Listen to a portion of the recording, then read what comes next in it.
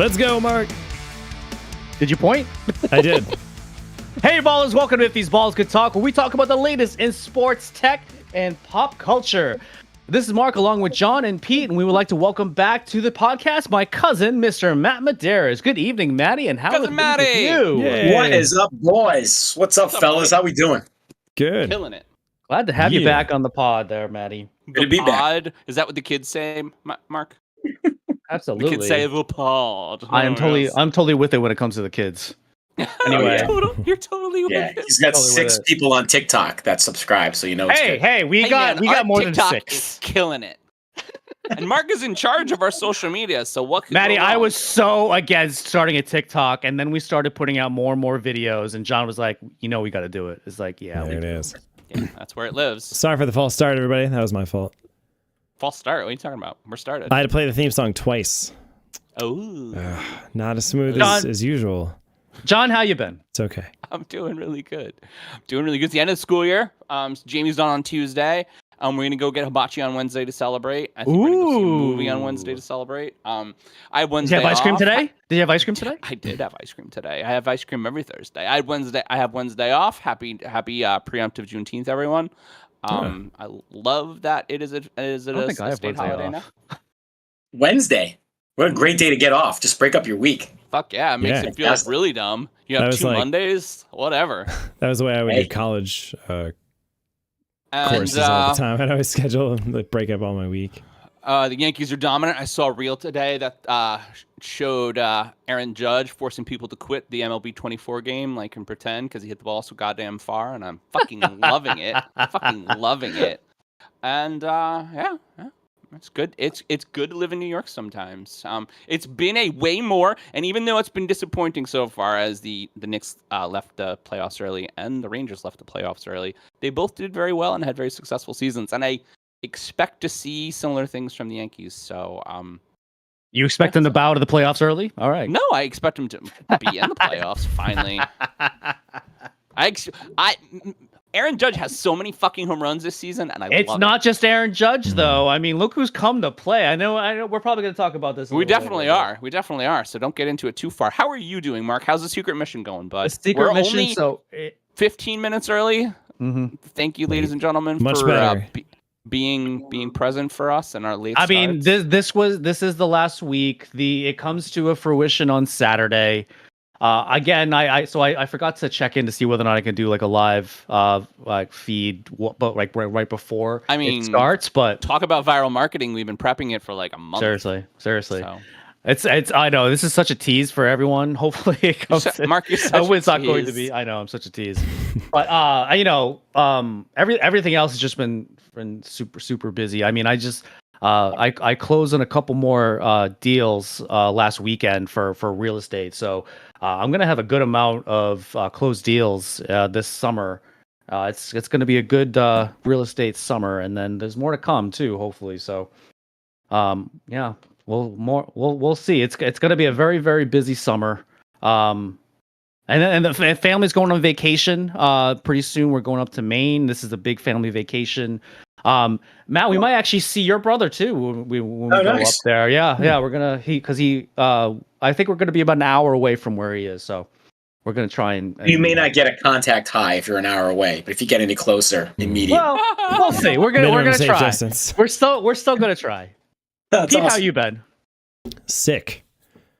But I did run despite being sick today. And I actually felt better while I was running than when I was sitting down. So there's that. No, And you're drinking beer, which is known to be nature's antibiotic. It always helps. right, It always I mean, helps. Right. Clean the system out with some carbonation and alcohol. There you go. Yeah, no, work's been busy. Lima's been really good. He's freaking huge now, growing boy. How big? Over 18 pounds. Whoa. Yeah, And how he's old? 6 months and change. 6 months. Yeah. Yeah, he went from like low percentile to like above average. So I was like, okay, Nice.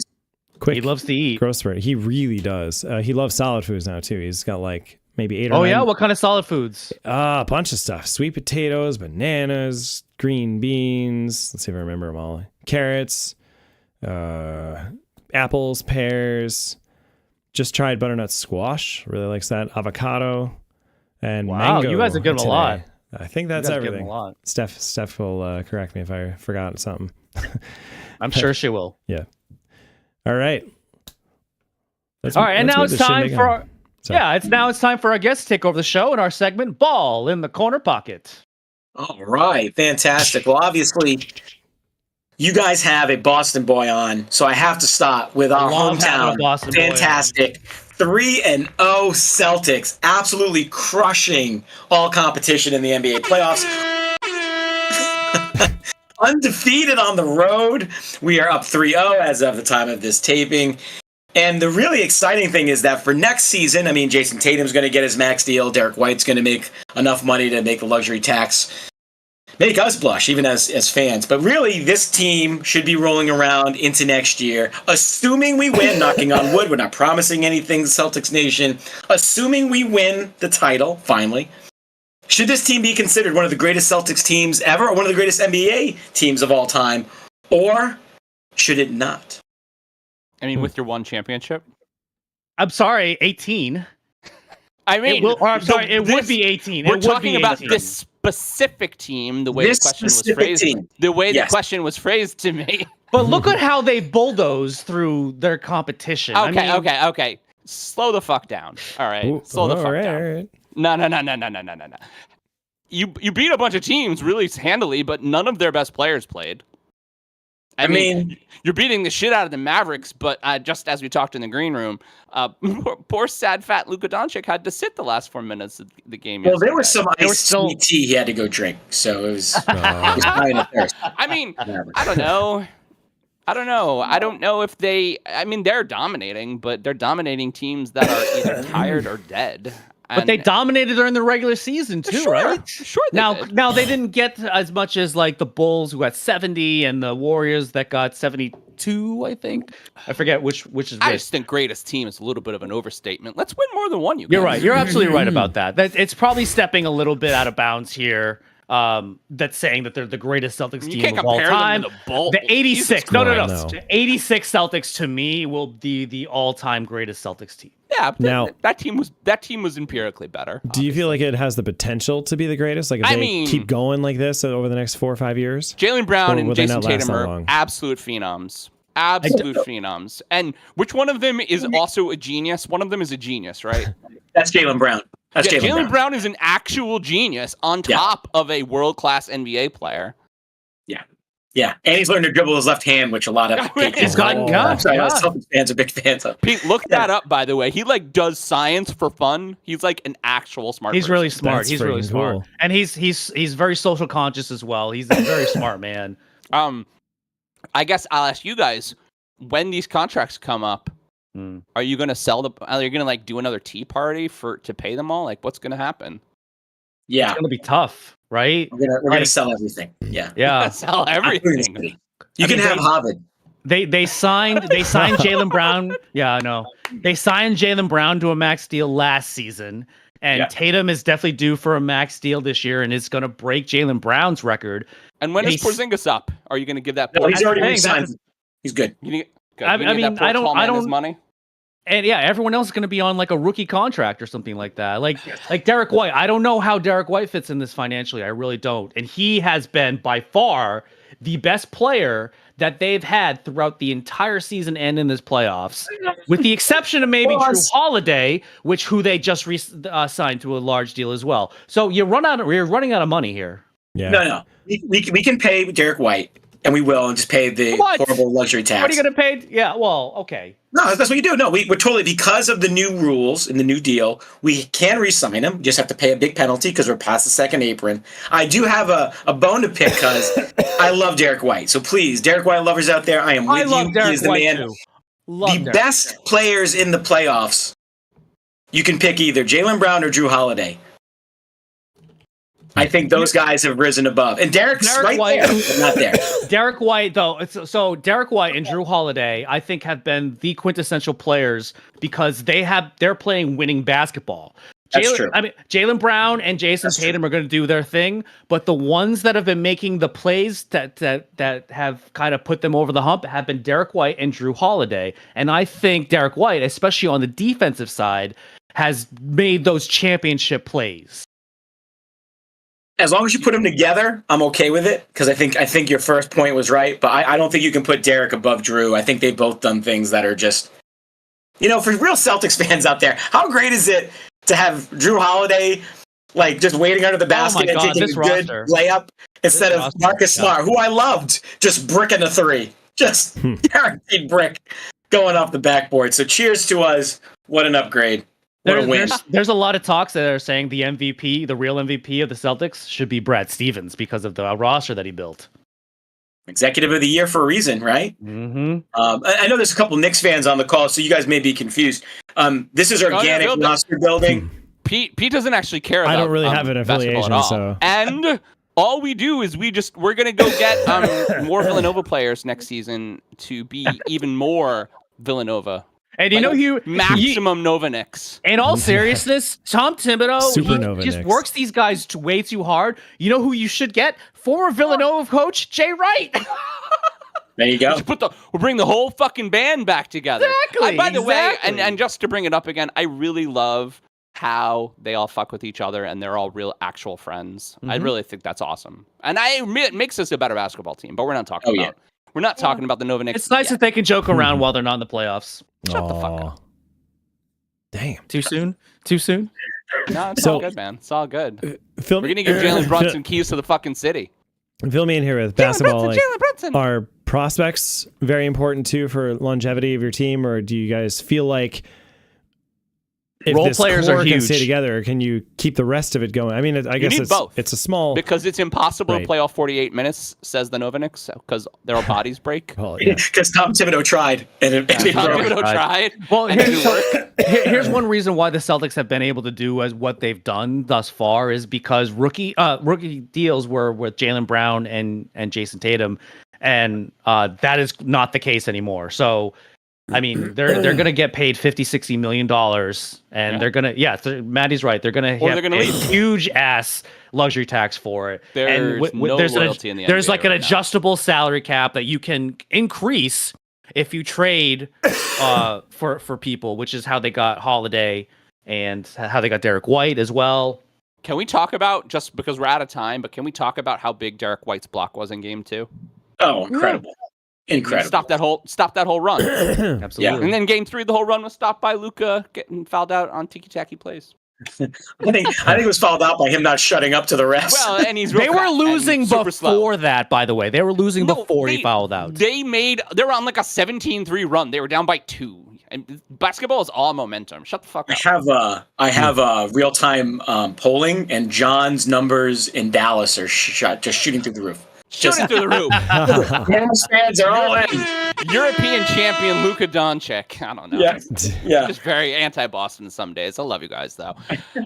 And we're at the next question, Matty. So when you are ready. Well, in honor of the Boston theme, while our Celtics are doing wonderful and are making great progress towards another ring, our Patriots are that is a true of a different land. The days of the absolute personality dynamo that is Bill Belichick are over. Sorry, press conferences, real loss. No more greatest coach of all time. We are in Gerard Mayo era.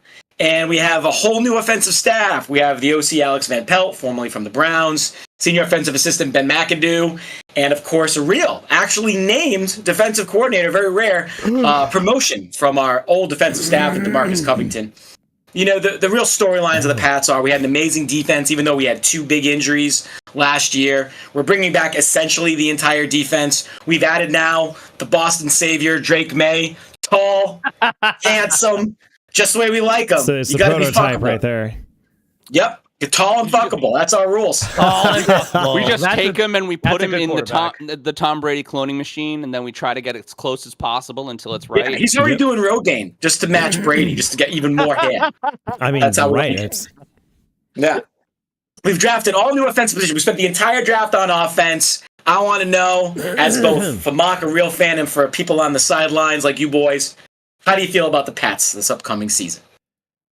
You know, I kind of going a little bit of a side note. So I did go to the Eastern Conference Finals, and Drake May just happened to be at that game. Ooh. And we were trying to egg him because they were doing like where the fuck You're is he trying to gonna egg go? him? I know. He wants to be a Boston celebrity. So they were doing a fucking t-shirt toss at one point, and the entire crowd was trying to egg Drake May on to throw some of the t-shirts into the crowd. Nice.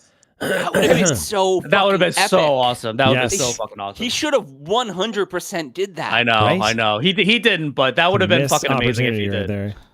Can I just I talk mean- about how white your quarterbacks are, though, with Mac Jones? Yeah. I'm sorry, Danny Dimes? Billy, shut the fuck up. They were just trying to make the guy look like Eli Manning? Yeah, whatever. I Hey. mean, Eli Manning is a national hero. Let's just straight up. Isn't your most recent quarterback now working for an actual pimp in New York? I think I saw the hat on the sideline, so I just assumed. You know? No, Tommy Cutlets. Tommy. Tommy That's Cutlets. Sean's favorite player, Yeah. Tommy Don't Cutlets. fuck I got- Tommy Cutlets. I got Matt, I got John have a surprise question T-shirt for that you says guys. Tommy Cutlets, and he's doing the hand Oh, that's symbol. great. Salute, That's wear it amazing, all yes. the fucking time That's because it great. makes me happy. John was so excited, Matt, when Tommy Cutlets won like 2 games in a row. Oh, we and he's all like, like, we Three were- fucking games in oh, a it's row. 3 games in a row. And he Yeah. was like, yes, the Giants are back. I mean, Matty was on the show. I was on the show. I Oh, yeah, Matty was yeah. on the show. We talked about it. Yep, I remember. Oh, good, we man. were I remember. riding It was high amazing. in the Tommy Cutlet train. Okay. And I But said back it to last the year. back to when the Patriots. And I said it last year when we talked about it.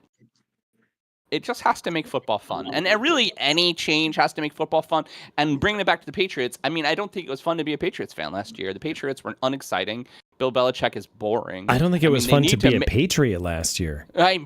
It wasn't fun to be a Patriot. And I mean, I think that they have to figure out their identity. And I don't necessarily know if they did it in this offseason. They didn't make a lot of really No, big, I mean, big I mean, you defensive can't moves. it's a turn around brand new an entire regime. team in It's a one brand new year. regime. Yeah, But exactly. I think a lot of it really is Drake May good.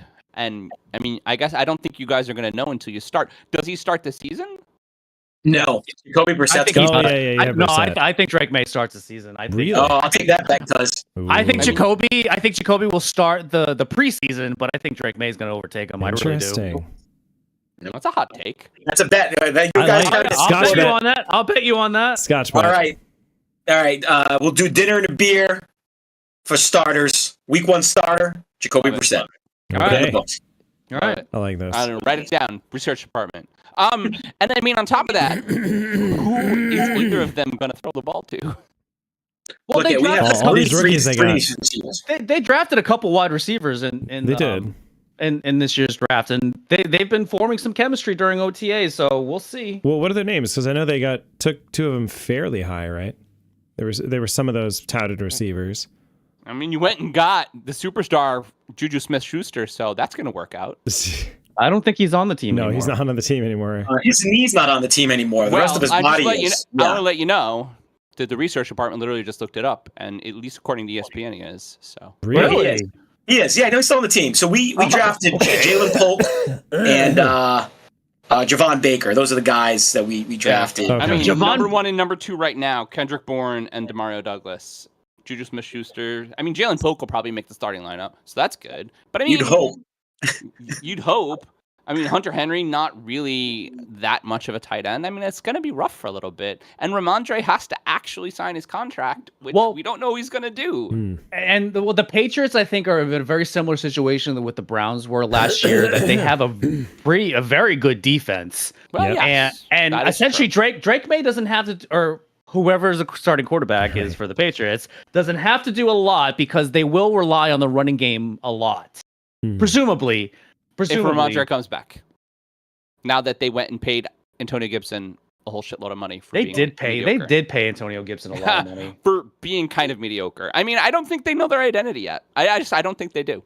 Okay, so that leads to the question: how long do you need to decide if he's a real quarterback? Like in your gentleman's opinion, how many years, seasons, half seasons does it require?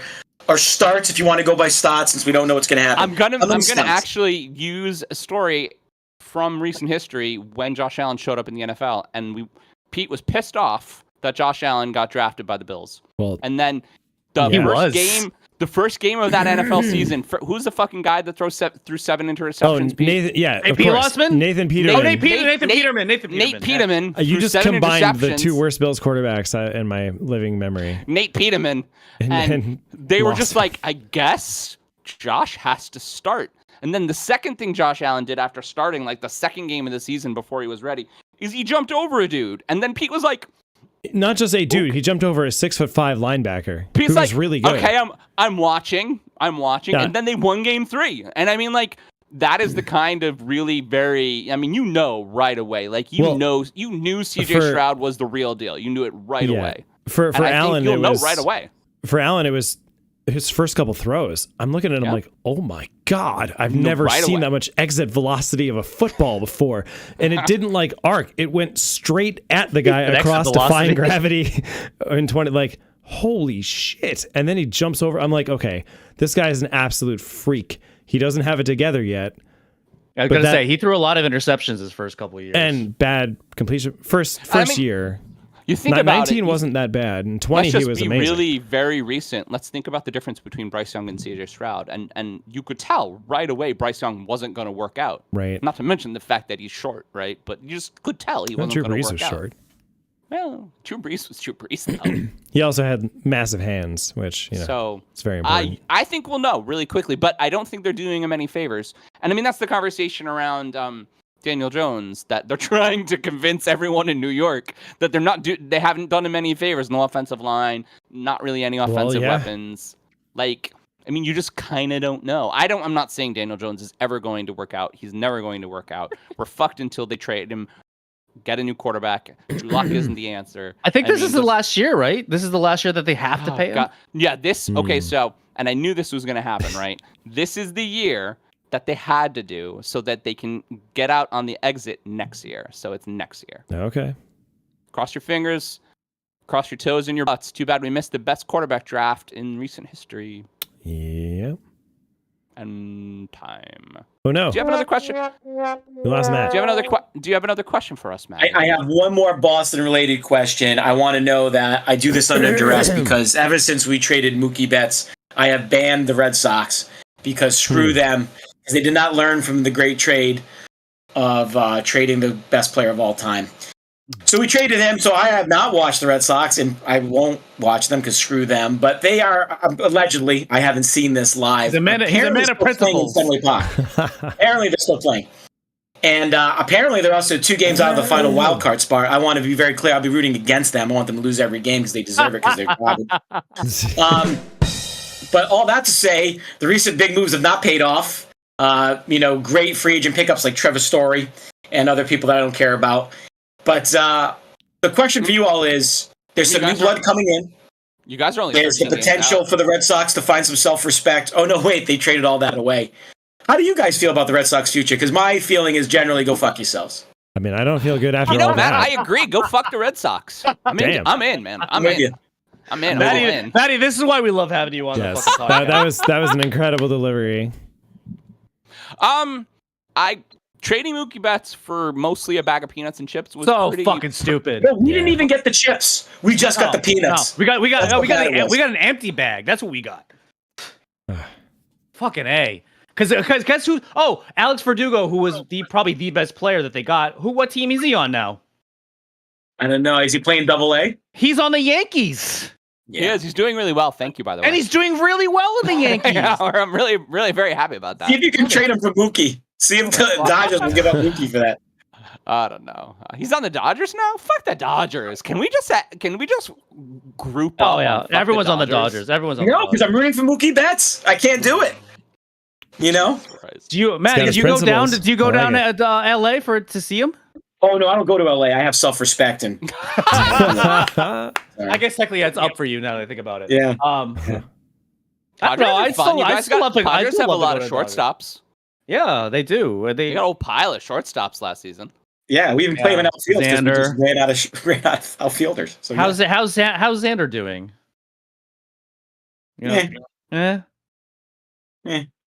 Well, maybe that's a good thing that the Red Sox didn't pay him all that money. I think that there is a problem with a lot of major league sports teams that seem to struggle, especially the ones that have big money like the Red Sox, and they haven't been good in a couple seasons now, is that they just don't know what they want to do. They don't know what they want to be, and it really takes a lot of like the front office in baseball, basketball, every sport right now. Front office is so important because building the team is as important as playing on it. Well, one of the reasons why the Red Sox ended up trading Mookie Betts was because John Henry, who's the principal owner, decided that he didn't want to pay so much luxury tax anymore. Now, the Red Sox used to be top 3 in salary every single season. This year, they're number 11 because John Henry decided he did not want to pay all that luxury tax. Now, they did finally realize, like, oh, we're losing all of our best players that are homegrown. Maybe we should keep one. So that's why Devers got the big deal. But they're still not even close to, especially like the Mets and the Yankees and the Dodgers. Can I just talk about the Mets having the highest salary and being 20? I know, and they're sorry, just Jeff, so that's awful. really sad, That's man. so awful. That's what I tell myself is like, at least we're not the Mets. At least we're not the Mets. I mean, $3 million less, and we're 49-21. Go Yankees! But I mean, they didn't have a direction for the longest time. But again, strategy, just like roster building and like being cognizant. Well, that's one reason why they brought back Theo. Yeah, Theo saved us from ourselves. Oh, Theo. Matty, did you know Theo was back? Yeah, I've been following him around with that Shame Bell from Game of Thrones. Yeah, very helpful. Shame. No, screw that. Homegrown talent and our team is crap. They should all be fired. I'm done with all of them. Damn. Eat it, MLB. I'll watch real sports. Add another 20 games. No one's watching. No one cares. Are people going? Oh yeah, people are still going to Fenway. People go to drink. They don't even know the game's on. They're like, what's this? What's that sound? Oh yeah, it's a ball being hit occasionally. They don't care. Nobody cares. And now you know what it's like to be, like what it was like for Buffalo in the drought years. This is always why brings it back to Buffalo. This is why, like, a dude that's his whole thing during tailgating was to get blasted with ketchup and mustard and like jumping off of RVs into tables that are on fire. Like that all happened because the team sucked for a long fucking time. Can we just talk about how into it Jason Kelsey was when he came to Boston with his broadcast friends? He was like, I want to jump through a table and get really blasted while Travis plays. Wait, did you say Boston or Buffalo? Buffalo. Okay. Yeah.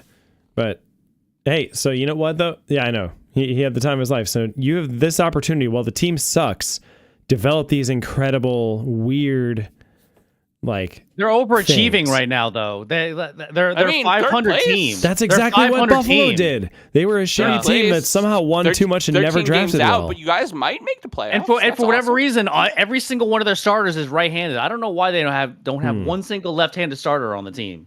You could ask the Yankees from Leicester. Gotta get that guy. No. Those are your batters. I'm talking about the pitchers. Oh, yeah, we had left-handed pitchers. Can you like borrow the one lefty was Chris Sale. They traded him to the Braves, and now Chris Sale is being awesome down in Atlanta. But then he's going to get hurt after next month. So can you borrow the guy from the Celtics who can dribble with both hands? It's probably be better than half the roster. At least you have Rafael Devers. I bet you. We have the Celtics. I bet Jaylen Brown could play baseball. Oh, he's a crazy He would like calculate the launch velocity and exit velocity of the ball to get like the most efficiency out of his swing. Yeah. Jaylen Brown can do pretty much whatever he wants. He's smart, he's crazy athletic and talented. Yeah. It's pretty good. Pretty good. And we're at time, Mark. All right. We would like to thank here. We would like to thank one of this week's fake sponsors, Gritty Grip Athletic Tape. Hold strong with Gritty Grip Athletic Tape. Our tape supports and protects against the toughest plays. Gritty Grip. Stick with it. How many times can you say gritty grip fast? Gritty Grip. Gritty Grip. Gritty grip. Gritty grip. All right, everyone. Shall we kick off this shindig? Hell yeah. Let's go. It was good, Pete. Pete does. Where are my songs? Where are your songs? Oh, I had some good ones. Do it. Well, no, we'll save him for later. It's not a good first topic. Well, I found I it. mean, I found prep it. for next week. First topic. It's the first topic. It's the first topic. Oh, yeah. It's the first topic. By the way, I want that to be the soundbite for every first topic now. By the way, I got I broke down and got 4K max because Game of Thrones is back. Of course it did. Anyway, so if you are a longtime basketball fan, you're familiar with the Hurley name, as in Bobby, who was a star point guard for the infamous Duke Blue Devils in the 90s. More recently, though, his brother Dan is making headlines after capturing back-to-back NCAA titles for the UConn men, much to the chagrin of those in my home state, as he used to be the coach of the University of Rhode Island. Now, the Lakers wanted to take advantage of the latest kid, and they offered him $70 million over 6 years to coach the team from LA, which would more than double his current deal with UConn. After some thought, though, Hurley said no to the money and ultimately LeBron James and decided to stay in Storrs, Connecticut. So everyone, was it smart for Dan Hurley to turn down the Lakers head coaching job? Probably not. I think it was. I think Really? that It's a lot of money. I think that the calculus of this is a little different because you coach UConn, right? I mean, there's a couple of teams in the NCAA that make it kind of on the same caliber and on the same money as an NBA deal, and one of them is UConn. Honestly, I mean, one of them, Kentucky, Alabama, Yeah. all the teams that are Duke. If you were a successful high-paid coach in Duke and some NBA team offered you a job like the Cavs, you'd be like, I don't know, I coach for Duke. It's pretty good. I mean, UConn isn't quite up there with like the Dukes and the UNCs and Kentuckys of the world, but they're still a formidable basketball program back to the Jim Calhoun days. D1, tons of cash. Well, I mean, look at it from the other side. Who the hell wants the Lakers job? Nobody wants That the roster Lakers job. sucks. LeBron, You're going nowhere in the Western Conference. You get fired. Well, you can look nowhere. at it this. You can look at it this. You sign this giant deal that you get fired 2 years later, but you get your money anyway. Look, it's a lot of money for people like us. But this is not a Godfather offer. They didn't offer him $100 million. So when you compare it, the Lakers are one of the most valuable franchises on the planet. They are number one in the NBA. Yes, and this is not a Godfather offer. It is not. They did not try to buy him out.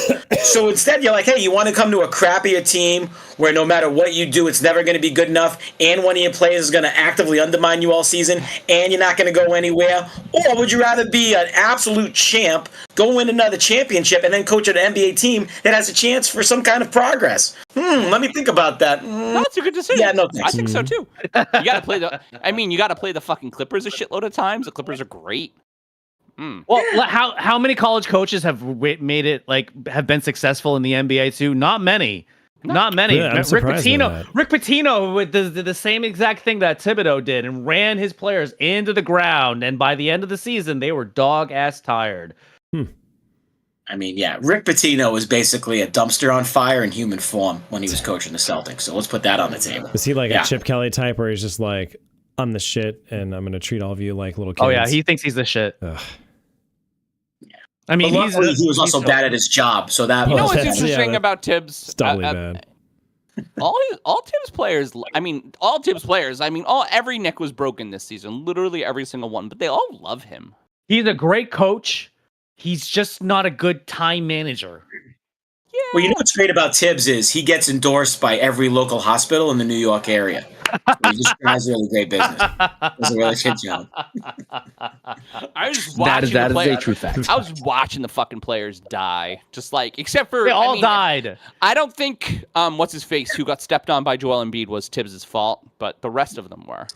That's fair. That's fair. Yeah, I think by the end of it, Jalen Brunson's hand just gave up. It's like I can't single-handedly win this series. He's like, But no, look at That's what the he was Lakers. doing. The Lakers are a mess. The Lakers are a mess. That's just the Lakers truth. are a mess. Yeah. No one Terrible values roster. it. They did a bunch of those, insider things, and everybody's like, yeah, it's a poorly regarded job. Yeah. And- You're absolutely right about that. No roster. I think Braun is done, but he's Braun, so he gets to say when he's done.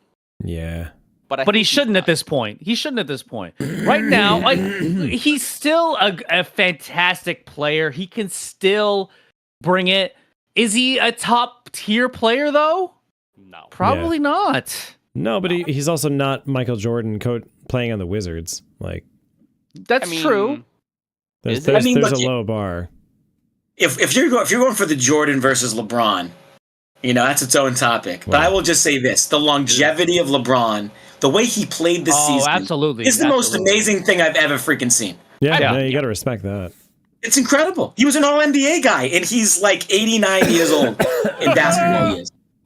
He really is. He's up Yeah. there. Think about Jordan, right? Well, I'm guessing most of us would say he's the greatest basketball player of all time. I mean, in his He prime, was garbage on the Wizards. Garbage. Yep. Well, I think he still like scored 20 points a game, and it was just an awful team. Like, why he came back? Like, he should have hit. Like, come on, you are the most iconic basketball player of all time. At the end of the '98 finals, you do this crossover against Byron Nelson. You make the game-winning shot. You should have ended your career right then and there. Why? That would have been the most iconic moment of such a fucking legend in the game. But unfortunately, he's like, no, I want to keep playing. Well, what's really interesting, that you just said it, and I made sure to confirm it. Michael Jordan retired when he was 40 on the Wizards in Cham. And this past season, LeBron James was 39. So I think wasn't Jordan like a part. I didn't realize. Wasn't Jordan like a partial owner of the Wizards He too was. at the time? I didn't realize Jordan was that old when he retired. I thought he burned brightly for like 10 seasons and that was it. No, he should have retired when after hitting that shot. Yeah. I think that's a good stopping point, Mark. I appreciate that. I appreciate it too. Mark. So, in honor of the anniversary of Diablo 4, and just with the game being really good again, I'm going to nerd it out a little bit and go, stay a while and listen to the next topic. That's great, man. That's really great. There you go. So I have no basketball questions because I'm done with basketball for now. I mean, it's just classic New York sports. Oh, wait. Let's do a little sad horn for the Knicks. Doing New York sport fan stuff.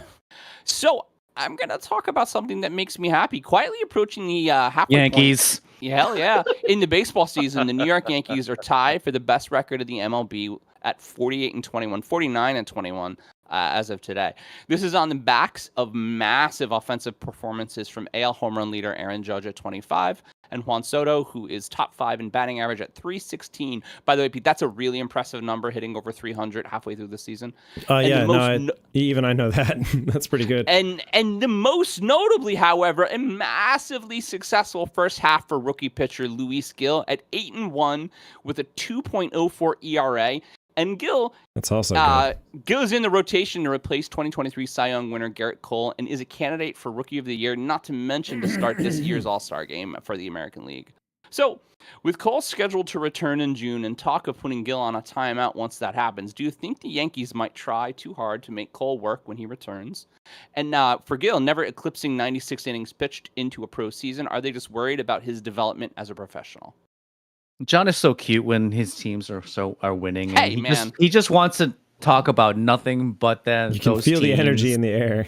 I know. He's so excited about these Yankees. He's just so enthused with all their winning and the fact that, does this remind you of one of the Jeter teams, John? Hey, I asked a really negative question. Are they going to fuck up Luis Gil, who seems to be unfucking stoppable?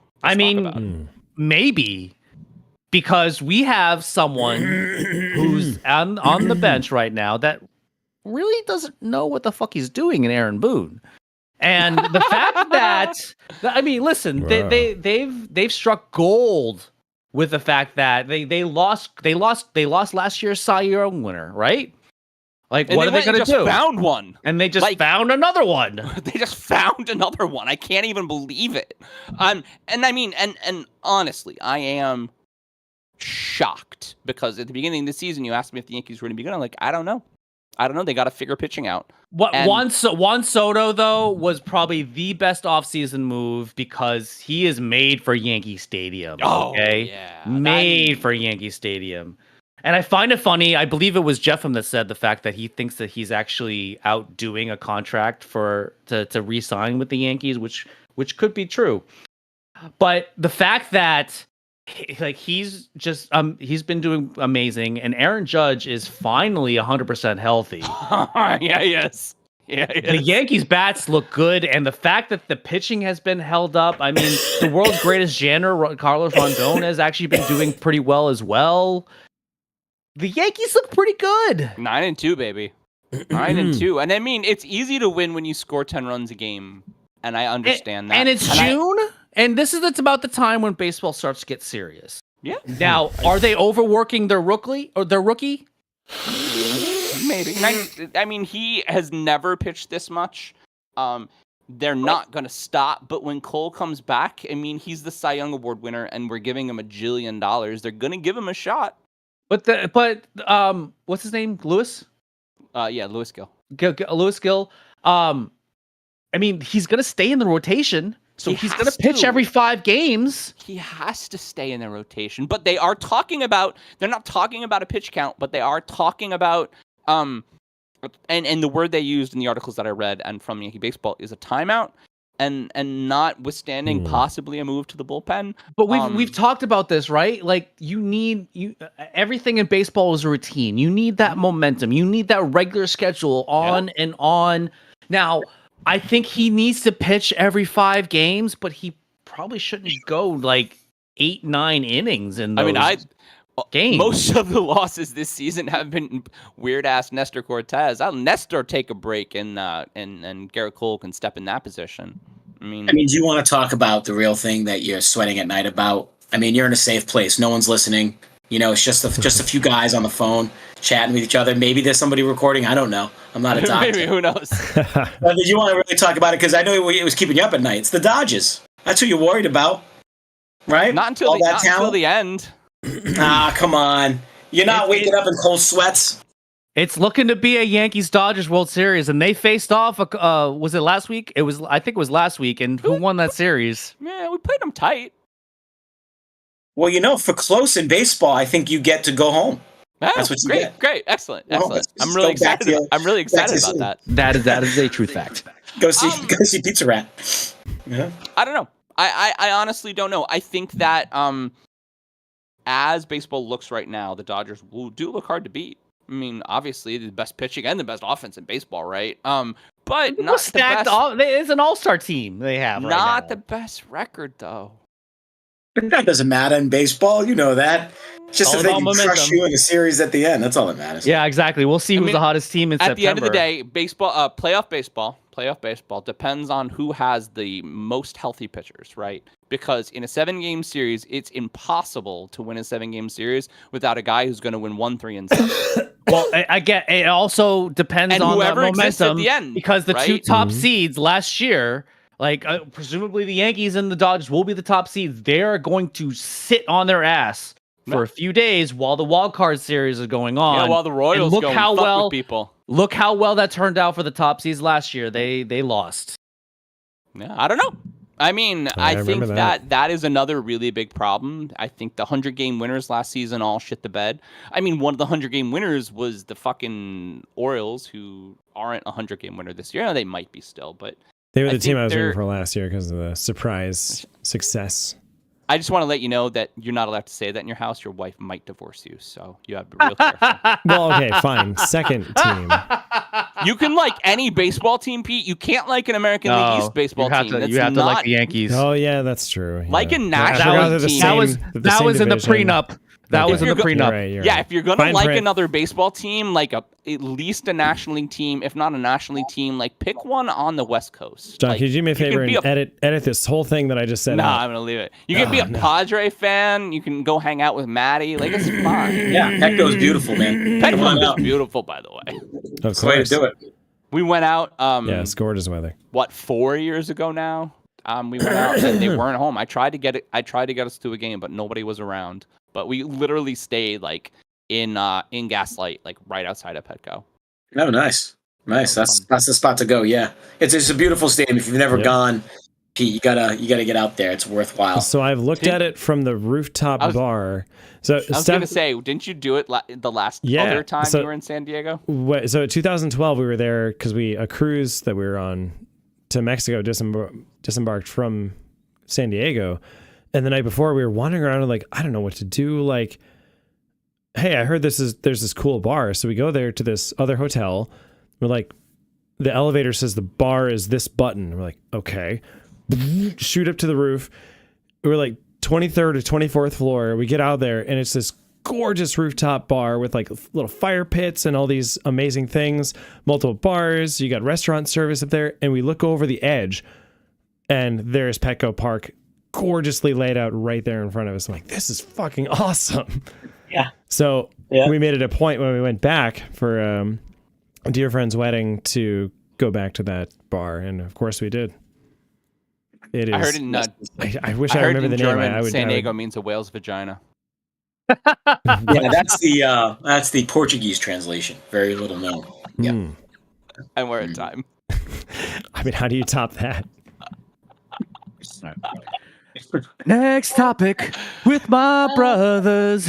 It's just a show. If these balls could talk. I Nice. really like that, That was Mark. smooth. That was very good. I think I'm going to record that one. So the Mets and Phillies just wrapped up games in London, and that put an end to the international series of series for the year. Overall, MLB played 4 sets of games in alternate countries, including Korea, Mexico, and the Dominican Republic. Now, the London rendition has attracted more than 53,000 people each game for the past 2 seasons. Unfortunately, the other versions only have attendance in the teens of thousands, and the overall concept has really only been active for the last 2 years. So everyone, should MLB continue expanding the games that play overseas like the NFL and NBA? 100% yes. Absolutely, they Because should. losing America. Mm-hmm. That's true. They are losing America. They are rapidly approaching soccer levels. And nobody wants to do that. No. So go international. It's your best shot. Yeah. You know, it really is your best shot to make yourself a viable business and to have enough. We talked about this a lot last season, that changing the alcohol rules a little bit, baseball itself was doing a little better. And I haven't looked into the numbers yet this year, but how is baseball even doing this year? I think attendance is up. Okay. Yeah. But I mean, But what about you want to TV ratings? expand, you want to Where it was. expand the product. put it this way. Find someone who's under 25 and see if they even know what baseball is. Mm. See, Because I work with youth and they don't care I'll tell you at what, all. Baseball's Zero. a funny. Baseball's a funny thing because it's so ingrained. Like the kids who played a lot of baseball, like a lot of Little League, like a lot of Babe Ruth, those kids still love baseball. There's a really thriving competitive Little League market in my city, and I don't know if it's the case in every city, but there is. They have a whole. You're right, but that's why it's like soccer. It's like There's pockets, a right? competitive soccer league for kids everywhere. Right. And still nobody gives a crap about the MLS. I mean, Yeah, that's I true. think the problem with baseball is what you're touching on is that even with the speed rules, it's still a little boring. It's hard to watch on TV. Yeah. It takes a long time. Well, there's a lot to the game, right? There's a lot to understand about is. what goes on. The rule set's pretty complex when you look at it. It's hard to just jump in. I mean, yes, games like football and hockey maybe too, but at least those have the high impact, the visceral part of it that you're like, oh, you have my attention. Now I'll start learning the rules. I mean, how did we all learn to play baseball? Not just love baseball or like baseball. How did we learn to play baseball? Grade school I mean, recess. the difference between Mark and I and Pete is that Mark and I played baseball growing up and Pete didn't. No, I played the other sport that Matt said, soccer, for 15 years, and I still don't right? watch any of the you professional had leagues. my point. What my point was though, you had to have someone teach you all of the rules and the intricacies. Say it again. Intricacies. Intricacies of No, the game. only Mark. Enunciate. Of the game. You don't necessarily have to do that with basketball or football or hockey. I mean, basketball but and baseball football has are a very- lot of little things Basketball about and it. football Yeah. are very complex too. I think sports is so ingrained in what you did as a kid and what you really enjoyed and what you really felt and I like the sports I like because I played them. I like basketball. I mean, I like football now because it's football, but growing up I liked baseball and basketball the most because I was invested in baseball and basketball. I played a lot of baseball and basketball. You're right, John, but I think Pete hit on the key thing. What would be my parallel theory, which is that basketball, football, hockey, I think is another good example Yep. that you gave. Nobody There cares is about constant hockey. action. I do. There's constant action. And so I think as we're in a world of shrinking attention spans, Mm-hmm. the more constant action, the more excitement there is. And if there's something that I think baseball requires, I grew up with it too, so I totally know where you're coming from. And I think you're right, John, in that how you're brought up is very impactful to that. But you're used to not getting action in baseball. You're used to watching a guy scratch his nuts in between every single bloody pitch. Like, you're used to that. But if you're a kid on TikTok, you're like, what is happening? It's been 3 minutes and nothing has occurred. I think I've seen a guy huck a ball a couple times and miss. That's what's happened. So you have a 0% chance of success here in the States. So I think to Mock's initial question, go international. But where people celebrate soccer, I think you have a real opportunity with baseball. I think you really do. I think you can cultivate that cultural aspect. Nothing happens in soccer.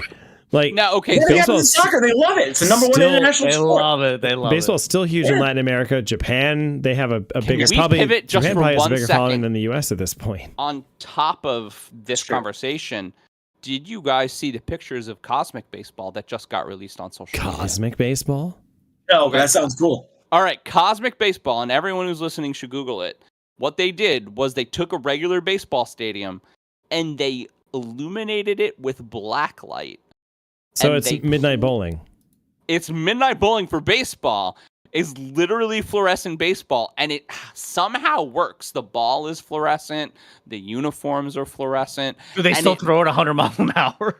And it's still semi-professional. And they played a number of very successful games, and it did very well. And also, like, on top of that, we look at the Savannah Bananas that are selling out everywhere. And I think that maybe the Savannah Bananas have really hit on something that baseball's, and what you're saying, Matty, baseball's not the problem. It's the tenure of baseball that's the problem. Like, the sport itself is still very exciting. Throw a ball 100 miles an hour, hit it 100 million feet, right?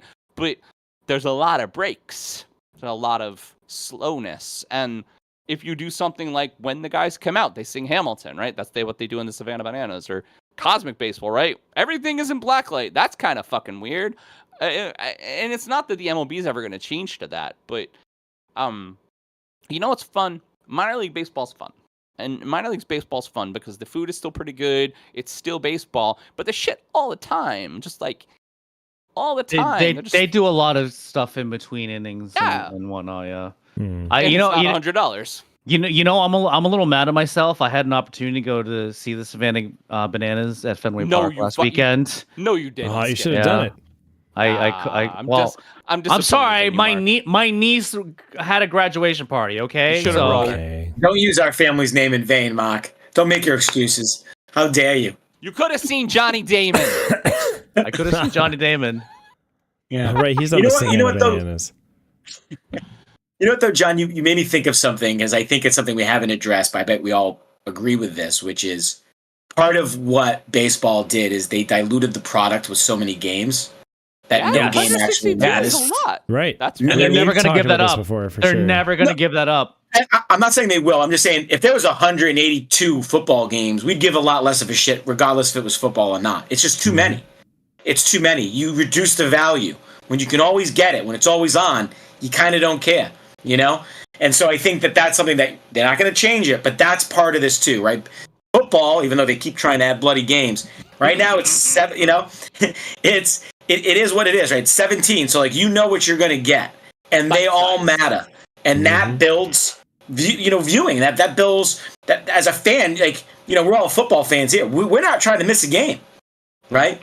Hell no. Right? I mean, that's just and in baseball, no one ever says that. Even if you're a diehard, you're going to miss a few games because it's just too many.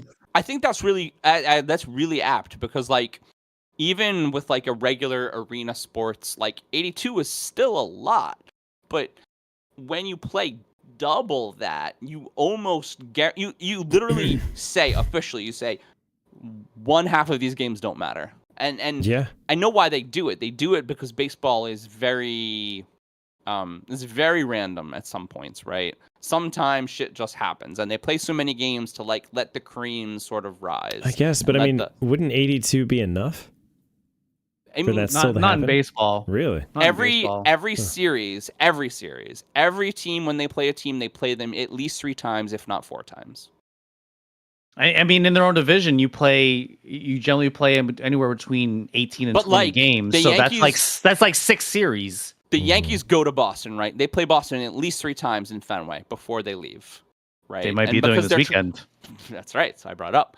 And because they want to see who, with the randomness of baseball, who wins, and right. So teams that are successful, they win more series than they lose, but they still lose. They still lose. All successful teams lose. They play 162 games, Pete, and a massively successful baseball season is if you win over 100. And no one, I think, has ever won more than 114. I think that's the record, somewhere around there. All right, so yeah, win percentages are not as high for the top teams as in other sports. Yeah, I mean, you have NFL teams that usually, like the top seed, are going 14-3 or whatever. Well, yeah, I mean that magical Patriots season, 16-1. Oh. Technically, it was 18-1. You're soon, bro. Okay? It'll stop being too soon the day after I'm dead. You shut your fucking face about that season. And we're done. Gotta love ending on a topic is you shut your fucking face. Amazing. I was like, I'm gonna land this plane because we're over time, and I think that's a good way to go. All right, give me a thing. It's me, right? I don't remember. It's me. Oh, I can't even do it. I have no falsetto because I'm sick. I can't. Do it, Pete. I can't do it. I have no falsetto. It's all right. My voice is shot. Guys, give me a fucking next topic, or I'm gonna do something stupid. All right. Here's your fucking next topic. There it is. Fucking next topic. I love it. All right. We're going to change it up. Something completely different. The GOAT of professional eating, Joey Chestnut, was barred from the Nathan's Hot Dog Eating contest this coming July 4th. Chestnut is a 16-time defending champion. Unfortunately for the MLE, Major League Eating, Chestnut recently signed a sponsorship deal with Impossible Foods, a competitor that sells plant-based hot dogs. Gross. While he has talked about the ban on his X account, MLE and Nathan's are publicly stating that they want Chestnut, even going as far as to offer him a $1.2 million contract to appear, which is a significant increase over the $200,000 they paid him last year. So, do we think Chestnut's hesitance and public stumping against Nathan's is related to his deal with Impossible Foods? Is he trying to ride the line between his previous fans and any possible vegan Impossible Food customers? This is one of the fucking stupidest stories I've ever heard in my entire life. It's really like, fucking We have dumb. to talk about it. It's so dumb. It's like, you're not allowed to scarf down all of these nasty ass hot dogs in 10 minutes because now that you decided to sponsor a meatless burger or hot dog company. Right. Actually, it's not even they just because they have a meatless hot dog. It's because it's really just all Impossible. Sure. Yeah. Impossible Foods a fucking genius. They were just like, hey, we're gonna make a hot dog. Let's go get. But this Joey is so stupid. Like the only reason why anyone cares about this hot dog eating contest is because of Joey Chestnut. Yeah. What are you gonna do? Ban? This is like banning. I don't know. Like LeBron from like when he was in his prime, right? From like, oh, you can't compete in the NBA finals. This man is a fucking freak of nature. There's no one who can do what he does. It's fucking gross. Sure. He wins It's fucking everything. disgusting. It's fucking disgusting. It is. I'm actually going to eat this freaking vegan hot dog just out of spite for Nathan's for being such douchebags. No, but what do you think is happening? Oh, Because we can make Emily that a and whole Nathan's are viral literally thing on like, TikTok. Just everybody oh, eating, yeah. they're literally like, everybody eating hey, Impossible you dogs. should on that. You should come because you're Joey Chestnut and we'd like people to watch our stupid thing. Clearly, they weren't thinking about the consequences of their actions, right? It's because now we are talking about it, but I will say this: I don't ever watch the hot dog eating contest. I don't fucking care who wins this. I mean, I'm not gonna get grossed out by watching. Yeah, I'm not gonna. No, you're a Mickey Pseudo guy. Don't fool us. No, We know you know I don't this. fucking care. I don't fucking care. It's like You don't want Joey Chestnut to go for 17? Where's your fucking care. Where's your hot? I don't fucking Eat care. those about hot Joey dogs. Chestnut. No, I don't care. I really don't care. Because I have to share this. The fact that it's become something He's like stumping. Just let him be done. just because it's the only thing on July 4th, right? It's become the only thing on July 4th for America's the birthday. show on TV. Merca. Just people just fucking just scarfing down these hot dogs, roasting everyone out. And I mean, why do I want to watch that? Why do I fucking care about that? All right, here I'm going to answer that question. I'm glad you asked. Please, Thank you please for tell me. prompting with that Please question. tell me. Enlighten me, cuz. I want you to know, fellas, I actually, even though it was a busy day today, I looked at the topics and I saw this and it was so dumb. I'm like, I'm actually going to research this. This is worthwhile. Okay. So here's some of the key notes I think the audience deserves. First of all, do you know what the award is called for this event when you win it? Tell me, I do, but tell What is me. The mustard yellow belt. What they call it? It's an actual belt. It's an actual championship belt. Yeah. Is it Yeah, made it's out of actually- mustard? No, it's like No, a it's not. WWE style Oh. belt. Okay. That's right. That's right. The number of hot dogs that our guy Joey Chestnut has guzzled over the years weighs the equivalent of a 142-pound human being. He is basically eaten a UFC featherweight fighter. It's a fact. Oh. Fact. It's a fact. That's awesome Fact. that you researched Damn. this, by the way. I did. There's a group that writes about what happens at these contests. They call themselves the Bib Sheet. Not a joke. Huh. They said that Joey Chestnut is the greatest eater in history. So let's just soak that in. And that he regularly competes in unbranded concessions eating contests at ballparks because they have so many open tickets per our earlier conversation. How is That's he? why you should care, Mark. How is Because he F. not 800 Nathan's... pounds? Look it. Let's start something here, right? We're all going to eat vegan hot dogs to say F you to Nathan's. He's done more for you, Nathan's, than anybody else. That's right. You're an angry, bitter ex, and we don't support you. Pete, I want you to take a wild stab at how many hot dogs Joey Chestnut ate in the 2023 Oh God. MLE contest where he won and got his 16th championship. Like 70. And it's more than... Well, That's good close. guess. That's Yes. close. Good good guess. I just picked an 62 absurd number that. 62 fucking hot dogs Okay. in 10 In minutes. 10 minutes. Yeah, And you're that's right. that's Absurd. wiener and bun. Yeah, wiener and bun. He ate the wiener. Oh, the Ate the wiener. buns He too. just He's got I a lot forgot of about wieners in that. his life. He He just gobbled that. shoves them He right just in his mouth. gobbled that wiener. You gotta make sure it's lubed up in the water. You know, Oh, yeah, it's yeah. important. Very important. Oh, you gotta soak that bun. Equal opportunity Gotta wiener soak eater. that wiener. You gotta soak that. No, you don't soak the wiener. You soak. No, the bun. you always soak the wiener. I was gonna say, always soak the wiener. Soak You it don't all. soak the wiener. You don't soak Yeah. the wiener. No. All right. All right.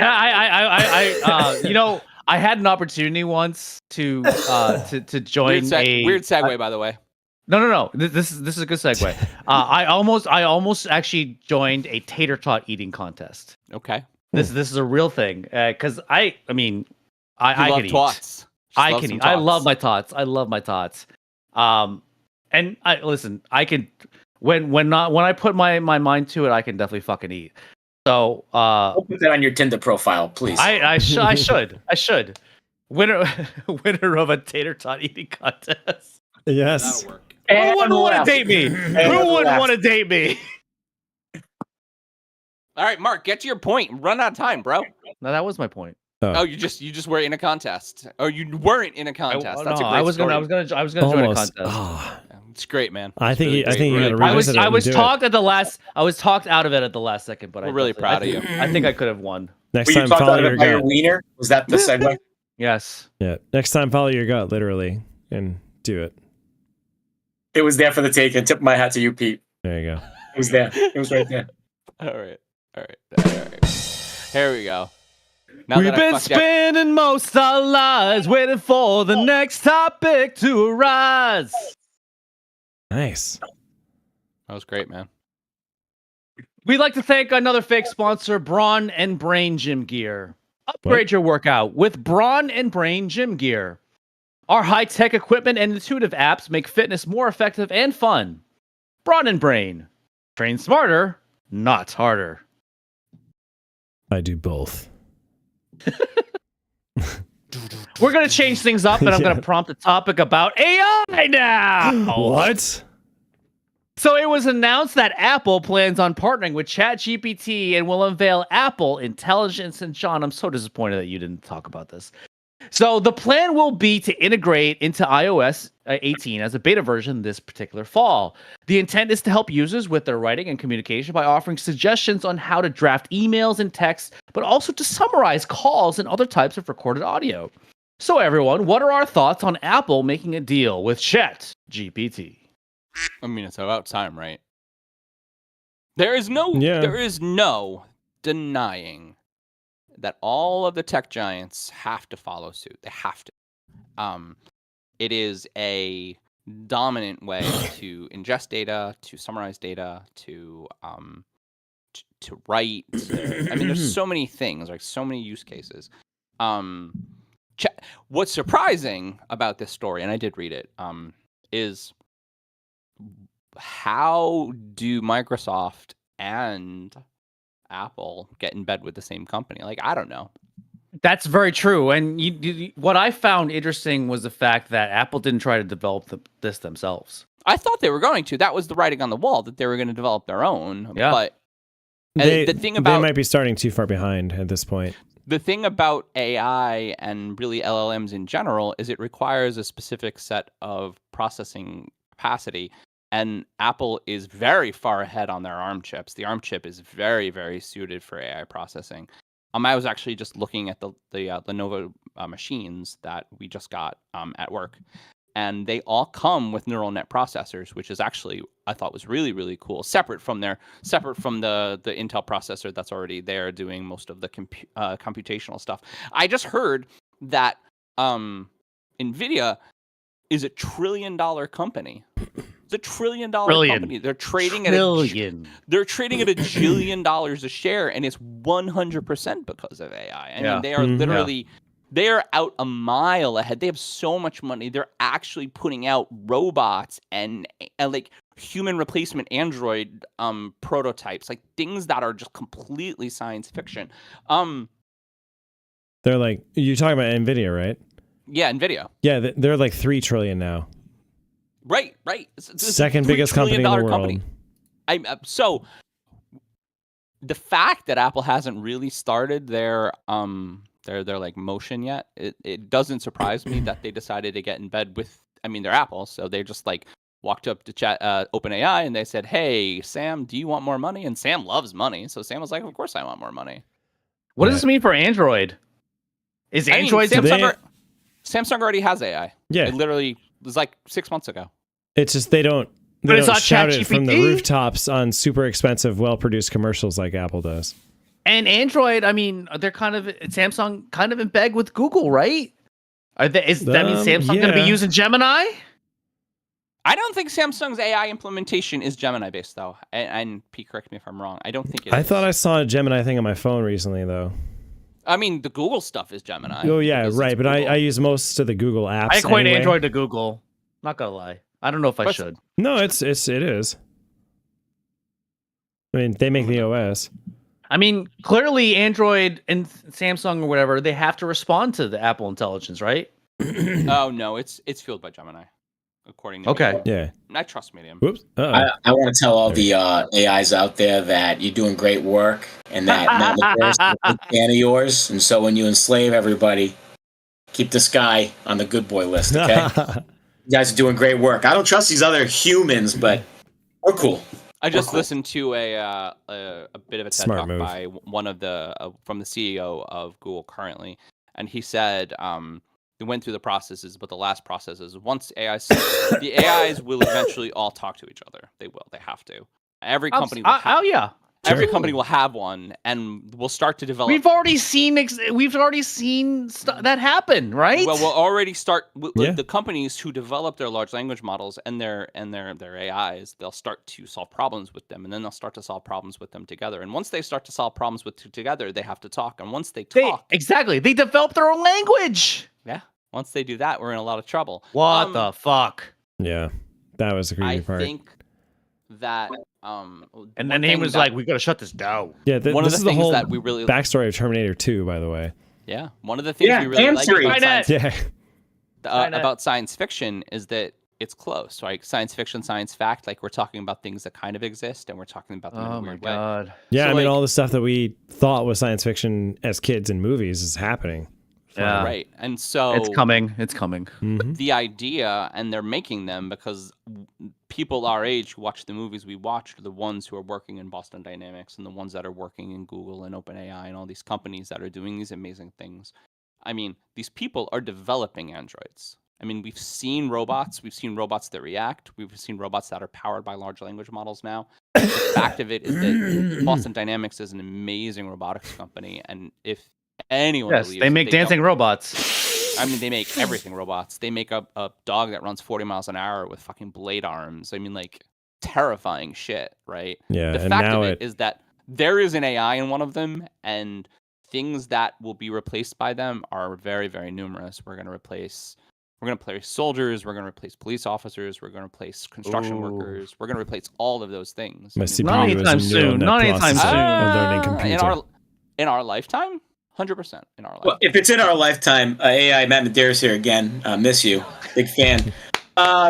If you're gonna replicate androids, I just want to throw out Jessica Alba as a wonderful, just test case. If you're gonna replicate people, just go lean Make into a couple Alba. hundred Maybe a of little those. Halle Berry. But like Halle Dollhouse Berry. Alba or like pre-Dollhouse Alba, because Dollhouse was a bit of a mess. You know, I gotta be honest with you. It's like Berry. I'll take Halle and Alba anytime, any date. Doesn't matter. They've been fantastic for years. So just, friendly suggestions. Thank you again, all AIs out there. We're big fans of you here. Thank you for everything you do. That's right. We Doing great appreciate work you. out there. Doing And great we're work. in time. Love it. God, our landings today have just been really very We're just excellent. praying to the robot overlords. I Just love it. really excellent I landings. love it. Hey, you gotta take me out. At least let me see Alba before I go. I'm into it. I love it. All right. Every move you make, every step you take, I got the next topic. So I prepped it Yeah. in the hype post for the episode, but last time Matty was here, I was very, very high on something. So the age of Tommy Cutlets has come to an end. On a cool day this past May, he and family packed into the Cedar Grove Municipal Building and went over Tommy's 15 minutes of fame. Poor guy. This season, the Giants signed free agent QB phenom Drew Lock to a one-year deal that guarantees him. I am being sarcastic. That guarantees him $5 million, and they attempted to trade up for a QB and ended up grabbing wide receiver Malik Neighbors, who I hope eventually will work out. I mean, he's great. Is the age of Tommy DeVito over? What's next for the pride of Cedar Grove, New Jersey? Discount double check, possibly. Do you think that the Giants even have a plan for next season? Because everything that I'm seeing out of OTAs is showing me that they don't have literally any faith in poor Danny Dimes. Nor should they. Yeah. Nor should I mean, they. I can answer those questions. Is the age of Tommy DeVito over? Yes. What's next? He's actually filming Rocky 7. He's gonna wear the hat. Amazing. And Yes. He's a handsome kid. He'll figure it out. yeah, he's not as tall. Do you think the Giants even have a plan for next season? They do. They're gonna let an overpriced, mediocre quarterback. They're gonna have a tank. mediocre season and get ready to cut him. Is what they're gonna happen. Yeah. And you're gonna hope for a good quarterback next year. That's what it is. So the idea that the Giants, who made themselves a parachute in the fucked up Danny Dimes contract, are literally just waiting for the parachute. Yes. Yeah. Oh, totally. Yes. I think so too. Last year was the last straw. I don't know. There's something. I have a feeling that Tommy Cutlets is going to get signed by the Jets. I really do. I don't know why. That would be fucking I mean, amazing. Aaron Rodgers will probably just he'll break another limb or something like that. What's the Try to Vegas? use a magic elixir, and the Jets will be like, well, we need a quarterback who's available, and Tommy Cutlets will be sitting on his couch. His mom's couch. His mom's couch. Can I throw something out? I mean, just for all the fans of Colin Kaepernick out there, if Tommy Cutlets gets signed somewhere else, you're right. You are right. You are 100% right. Wait. At this point, though, how old is Kaepernick now? It doesn't matter. He's better than that guy. Kind of matters. No, he might matters. still be fine. He's still better. For sure. Yeah. Better than the pride of Cedar Grove, New Jersey. The pride. I'm gonna say I think me in my prime, I was probably a better quarterback than Tommy Cutlets, but although You could definitely spin the ball pretty good. I don't know about that, Mark. He did What you talking play about? a reasonably successful college football career. I don't know, John. You didn't see like our awesome hook routes that we were throwing in the I back of don't Lakeshore know about- apartments. I mean, you're a good submariner, and you could theoretically figure out baseball, but football, they might murder you. Yeah, they mean- probably would. If it was Bunker Hill Community College, you guys could play. That's about it. Otherwise, you're not stud. Right. We Sorry. would, we would own Bunker Hill. Yeah. I mean, I don't know. The dreams of a New Jersey kid aside, I think that at times It was such a movie, right?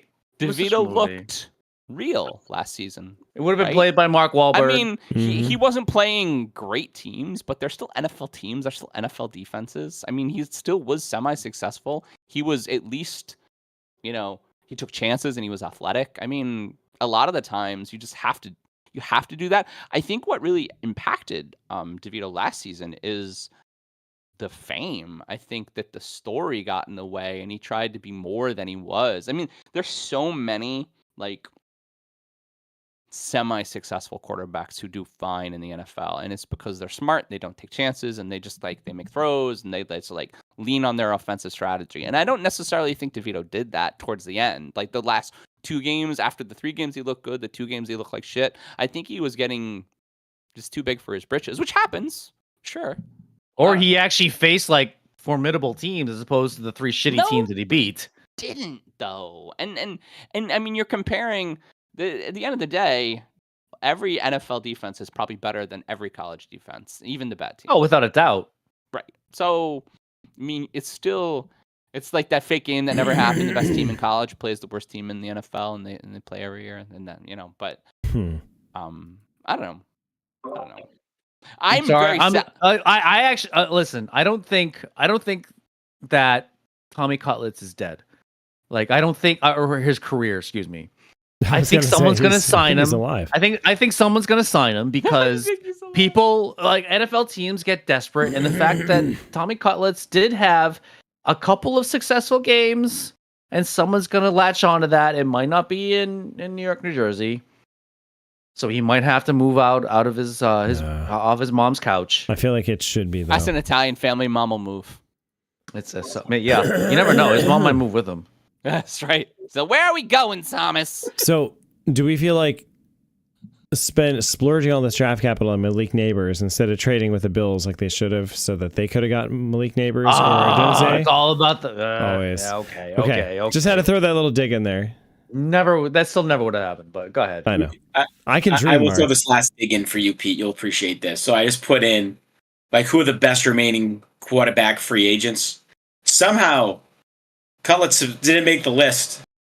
Ryan Tannehill, Trevor Siemian, Blaine Gabbert, AJ McCarron, Brian Hoyer. Trevor Siemian. AJ McCarron. Gabbert. They named a guy named Ben DiNucci, who, as an avid NFL fan, I have never heard of in my entire life. I've heard the Dallas name, but Cowboys. Yeah. Tommy Dallas Cutlets. Cowboys. He was the Tommy backup Cutlets. to Tony Romo for a Romy. while. Could you see that? I could see Neighbors though playing really well and being the safety valve for this team, but He's got to let it go, Pete. he's going to have a 1,000-yard season on a Giants team that's going to have 2 wins. I just find that They might have more than fascinating. 2 So- wins. They might have more than 2 Okay, wins. maybe the Giants still have a pretty formidable defense. They do. They do. Yeah, I They feel went like they and were got underrated they went and last got season. they went and got Spider Burns, which makes their defense 10 times better. Spider Burns is still a top 5. Yeah, I think. and I think the And Eagles may be They regressing this re-signed year. Sexy Dexter Lawrence, top 5. Right? I mean, so Well, luckily, They have- they didn't let their best offensive player go, because that would have been disastrous. If that Yeah. Well, Lucky they didn't do that. Right, yeah. listen, we tried. And go to a divisional team. Listen, Right. we tried to Direct call rival. shenanigans, but the NFL has recently, as of today, said that the shenanigans that the Giants fans have been calling all month is for naught. They said that there were no No tampering? shenanigans or No foul play, tampering? no tampering. Not in like play. Atlanta and was it Minnesota? Somebody tried. There was a whole investigation, but the NFL said it was cool. They looked at text messages and everything. Wow. I mean, You know what Sure they Saquon did. wanted? Sure they Saquon did. wanted to not run into 8-man boxes 100% listen, of the time. at the end of Right? the day, the Giants blame him. fucked Saquon Barkley. They fucked him. They fucked him raw. They didn't do him any fucking favors. They went and gave the white guy a shitload of money and gave him the fucking shaft of the franchise tag. Even though It's not even the race. They gave the guy who sucked at his job the money, and not the guy that was great Yeah. at his job the money. Yeah. I mean, That's messed up. the Giants That also shows you how are skewed totally running backs are now in blind the wrong to direction. what happened. They were bad in 2020. Bad. And that was Saquon was hurt. They were okay, and they made the playoffs in 2022 when Saquon was healthy. Because he was your offense.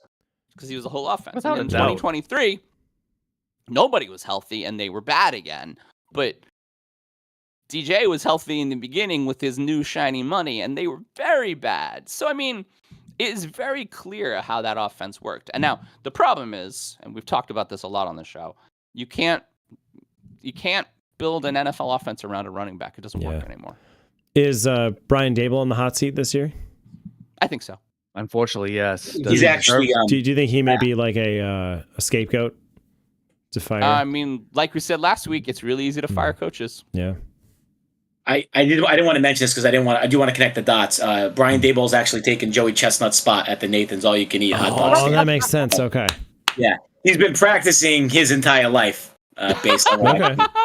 And Good to know. slam dunk, we're done. That was like that PJ Walker block.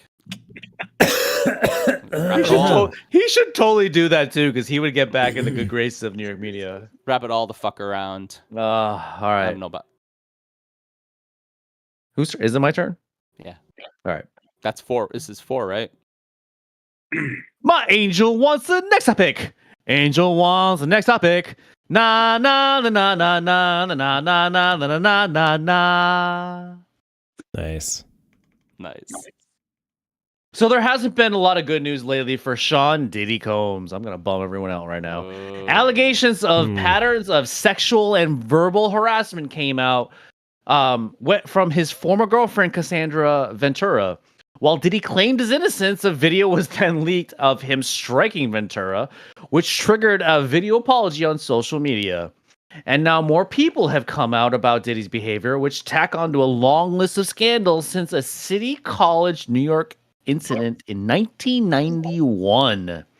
So everyone, what are our thoughts on Diddy, and have they ever changed after these recent scandals? Can't stop, won't stop. Oh my god, that is so fucking true. Did he No, rape I mean, did you see that video? Did he like French Justin Bieber and like force him to have sex with him and do sex stuff too? Like, there's jeez. just so much fucking crazy stuff that's coming out about Diddy right now. Yeah. Well, I mean, if he's been doing shit since 91, just do the math. Just do the math about the sheer time of scumbaggery that's over been going 30 on. years. That's over 30 years. Yeah. Now, keep in mind, I think we've all known that people that are really successful are probably not that good of people in general, Nope. right? Yeah, but you don't go like you've been messed up, like messing with people for 35 years. Did you see the video of him hitting that woman in the elevator, outside the elevator? Because I actually That was watched her. the That was video. Cassandra Ventura. Yeah. Yeah, it's crazy. Crazy.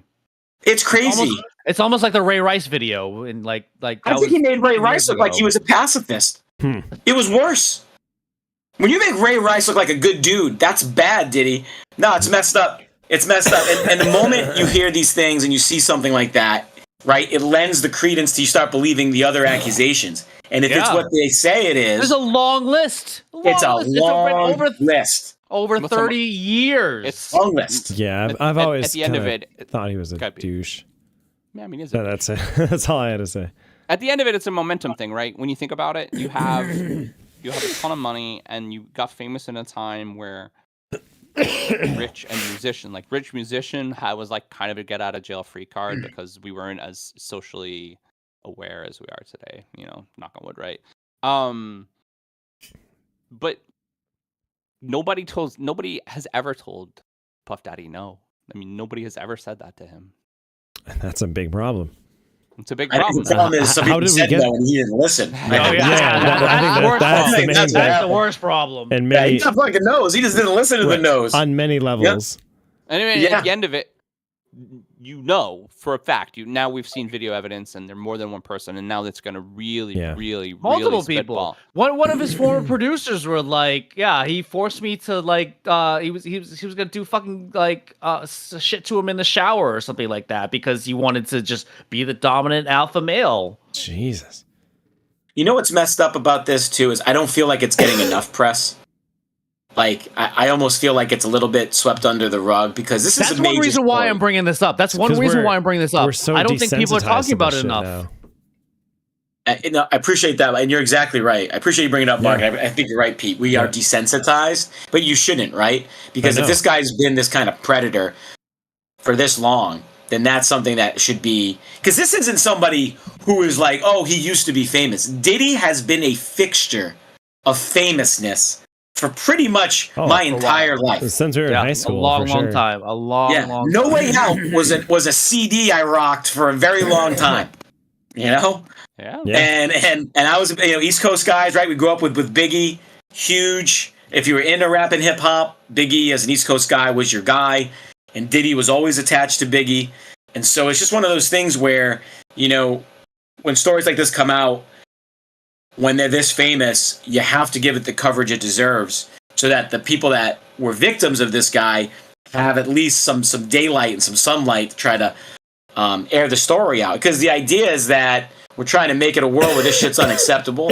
And I'll tell you, the fact that I've heard more arguments about Caitlin Clark than I have about freaking Diddy, I think is emblematic of the how desensitized we are, like Pete mentioned, What do you think the fallout is? Like what happens?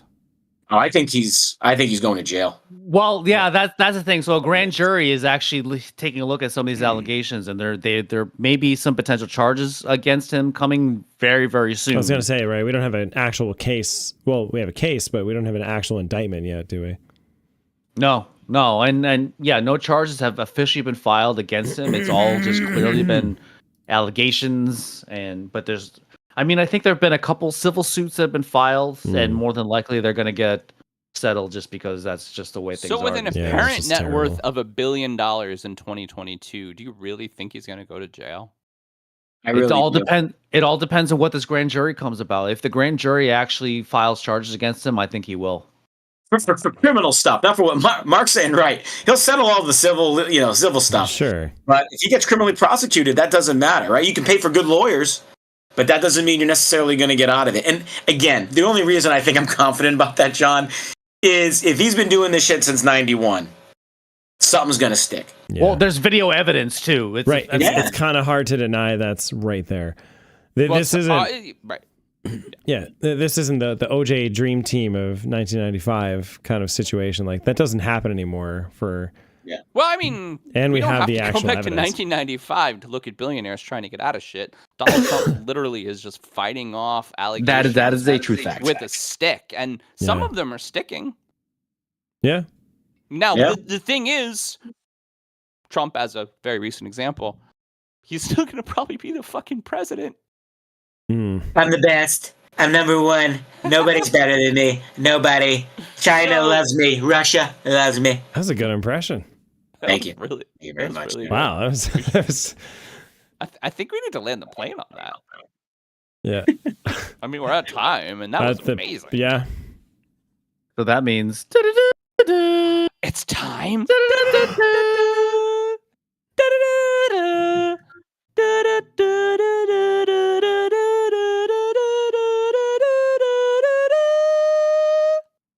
It's the final topic. It's amazing. I'm And very Pete confused. Pete got up. He didn't do any of his embellishments. I was doing it for so if you watch the video, you can see me grab my bass. I was gonna say I'm very confused because you're backwards right now, but You were slapping the bass. Oh, I'm backwards? Excellent. Wait. Oh yeah, no, I'll be frontwards in the show. I know you will. But Rock and roll. Thanks for putting on pants this time. We appreciate That's it. really great. I Sort love of. when Pete They're- wears pants. Yeah. So we're gonna just end it on a nice sports topic. In an attempt to compete against the evil empire that is the Chiefs, the Houston Texans a couple of weeks ago locked up star sophomore wide receiver Nico Collins to a 3-year, $75 million contract extension that included $52 million in guaranteed money. This represents a significant raise of the $3.1 million base salary scheduled for 2024. So in 15 games, the 2021 third-round pick caught 80 passes with 1,297 yards and 8 touchdowns. Oof. So with a nondescript start to his NFL career in the 21-22 season, how much does the addition of offensive rookie of the year C.J. Stroud help Collins in just his second season? And do either of them have such a successful season without the other? No. Yeah, I think they definitely help each other out. I mean, it's all about chemistry with regards to wide receivers and quarterbacks. There's no doubt about that. Mm-hmm.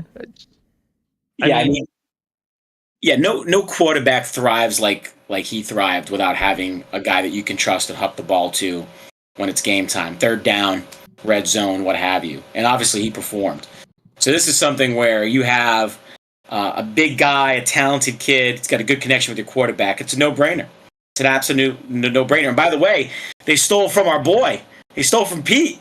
It's just like, by the way. Oh, I know. It's going to bring on someone. Potentially the best wide receiver crew in the NFL. Right. He's 100%. I mean, what, Diggs, who would have easily still been the Bills' 1, is their 3? Like, holy shit. I mean, he's not their 3. He's not their 3. I think he's better. Tank Dell's had a fine season, but Tank Dell is a tiny little peanut of a man. Tank Dell goes down to 3. Okay, it allows Tank Dell to thrive at 3 then. That's still a really good room. It allows Tank Dell to probably stay alive this season. Yeah, because that's true. Now he can just play for him in the slot and not have like people trying to kill him all the time. Well, but he's a tiny little peanut butter. Yeah, but think about this. If you have let's say you're a lucky enough NFL team. Great NFL teams have a shutdown corner. Let's say you have one. Well, good effing luck. Yeah. You got to take out Nico and Stephon Diggs. I know. You're not taking out both. No, you got to play zone, really good zone against that Even if team. you can shut down 2 people, there's still that third receiver that's probably going to light it up. Nobody shuts down 2 people, right? I mean, honestly, no one does that anymore. No, and Dalton fucking Schultz just standing there being a great tight end. That's true. You have Dalton Schultz. You have a great tight end running a seam route, right? I mean, come on. I mean, this is why you have a lot of teams doing like nickel-based defenses because how else do you even attempt to counter that this? has become the base defense now is nickel defense. Nickel-based in a zone scheme too. It's like you have right because if you man up, you're gonna get outmanned. Like there's just too many good players out there. And running can we routes. just talk about Houston's second string in each of the slots? Damian Pierce, Robert Woods, and Noah Brown, none of them slackers. This team went and got Joe Mixon in the offseason. It is completely ready to strike. Theoretically, the best 1-2 wide receiver room, top 10 running back, top 3 quarterback. I mean, Joe Mixon is a little overrated to me. And OBJ is your third guy. You're doing something pretty good. So let's not count out, all the Miami fans listening are like, whoa. Yeah, they've got a hell of a core too. That's true. I mean, that's 3 top notch. Yeah. I think as a Giant fan, as a receiver core though, who has followed OBJ his whole career, his storied career, I think he's done. No, as a third receiver, he's primo. He's a third receiver, though. He's a third option. Yeah. What did he do in Baltimore? What did he do in Baltimore last year? He caught pretty well. Honestly, no, he didn't. I don't think he was that healthy. No, he didn't get 100 catches, but he still was pretty 600 yards for the season at OBJ's season where he was mostly healthy. Come on. I don't know how healthy he was, honestly. Didn't he pretty much start halfway through the year though? Yeah, he was jacked up. And by the way, they weren't hucking the ball that much either.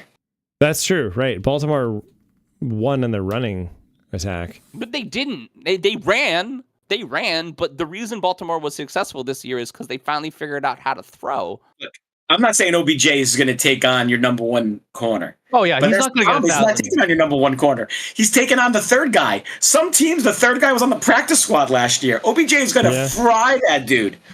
You are going to get fried. So all I'm saying is respect to the Texans. Amazing offseason, great draft. You guys have nothing but a positive future. You have a top 3 receiving core, but we cannot roll past the Dolphins because that's talent. And also, by the way, the San Francisco 49ers, not too shabby over there, talking about great trios. I think that Well, yeah, it is especially it is going to be such a wild season, and sadness for Pete's poor Bills, who have a great quarterback and nothing else. There are teams like the Dolphins, like the Texans, like the Ravens that are absolutely stacked. And wait, the best quarterback in football finally has receivers in the Chiefs. Yeah. Yeah. I don't know. My hot take is the Dolphins don't scare me. They don't. Well, listen. While they're gonna definitely win in a fucking track meet, I mean, it's all dependent on Tua being healthy, and I don't know if Tua's gonna stay healthy. I'm not saying you have to be afraid of the Dolphins. You just have to respect the receiving room. Yeah. Without a doubt. Strictly, So, that's what I was agreeing with too. Strictly the wide receiver room. Like damn it. Like, can you imagine, like, I don't know, like Josh Allen having that as their receiver, like Tyreek Hill. I always got to bring it back to Buffalo. I don't know. They're what I know. Can we talk about what other team has an elite quarterback that doesn't have any wide receivers to speak of? Yeah. Well, it's hard to do in a salary cap error. Last year's Kansas City Chiefs. Yeah, I guess so. Of course, but they won the Super Bowl. But best tight end, that was a little bit of a thing. Like best tight end since Gronk, maybe even surpassing as a pure pass catcher. Yeah. I don't know. You guys are, yeah. I'm really glad I'm talking to the wrong crowd about that one. I am really glad that my team isn't in the AFC because the Chiefs have the best quarterback or wide receiver room they've had maybe in Mahomes' whole career currently in Hollywood Brown, Xavier Worthy, and they used to have Roger Tyreek Rice. Hill. Yeah, I'm not sure about Kelsey. that. Yeah, I was gonna say. While James Worthy, wait, it's not James Worthy. Xavier Worthy. I'm talking about Hollywood Brown, who is elite currently. He is good, yeah. He's very good. Yeah, get that man some tater tots. He's blacking out. He's working too hard. Oh, no. Well, 65-year-old James Worthy is a formidable wide receiver And a basketball player. He's a fast player. I don't know how good of a wide receiver he's really going to be. Well, he already pulled a hammy, so it's his career's He did already over. pull a hammy. That is true in OTAs. Poor little child. The problem is those guys. Rasheed Rice is still. I mean, they've got good chemistry there, and he's Patrick Mahomes. And nobody cares that he's a criminal. Oh no, they love that. He's not. He's not a criminal. He got cleared of all charges. Hey, by the way, if he throw the gun in the soapbox, no one knows it, but that's an old story. I'm curious, guys. We're going down this road, so I'm curious. I think there are 4 teams in like the top tier, but I think there's 2 teams in like the 1A. I think there's 2 teams kind of above all others. Then there's 2 teams in that top tier, and then everybody else. I'm curious if you agree, and if so, can you guess my 4 teams, 2 and 2 in that top tier? I mean, you got to run back Chiefs and 49ers, Chiefs right? are obviously. That's right. Yeah, that's right. 1A. So that's the top. Who are the next 2? Baltimore. I gotta. Are they though? Baltimore's one of them. Absolutely. Do you think they can get past their playoff slumps though? I do. I absolutely do. They have Derrick Henry now, bro. I think that Derrick Henry makes them a absolute juggernaut. Honestly. Okay. They lost Patrick Queen on defense though. I think that's going to be. But they lost Clowney, so it's like gaining somebody. You know who this may not be one of your top 4, but I'm still high on the Rams. You know, I think the Rams outperformed last year, and I think they're an upward trajectory. They're not my top 4, but they're definitely to be respected. Okay. I think Aaron Donald is going to come back halfway through the year because the Rams are going to do pretty well. I really do. Really? You think so? I do. I don't think Aaron Donald is truly done. All right. The man is like 30 years old or 31 or something like that. What other NFC team? Talk about fun wide receivers in Cooper Kupp and Puka Nacua. Yeah, it's a great duo. Yeah.